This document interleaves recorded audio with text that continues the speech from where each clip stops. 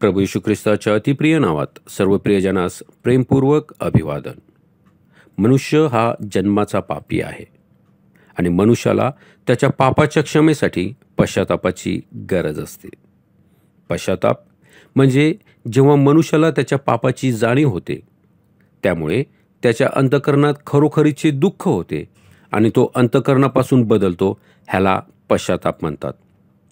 पश्चाताप हीच सार्वकालिक जीवनाचे दार उघडण्याची किल्ली आहे आणि विश्वासानेच त्यातून आत प्रवेश करता येतो. मनुष्य जे काही पाप करतो ते देवाविरुद्ध असते, म्हणून स्तोत्र 51:4 मध्ये असे वाचतो, तुझ्या विरुद्धच मी पाप केले आहे. म्हणून भग्न व अनुतप्त अंतःकरणाने जेव्हा परमेश्वराकडे जाऊन पाप क्षमा मागतो, तेव्हा पवित्र बायबलमधील वचन योहानाचे पहिले पत्र ह्याचं 1 अध्याय व 9व्या वचनात आपण असे वाचतो की, जर आपण आपली पातके पदरी घेतली तर तो विश्वसनीय व न्यायी आहे, म्हणून आपल्या पापाची क्षमा करील व आपल्याला सर्व अनितीपासून शुद्ध करील.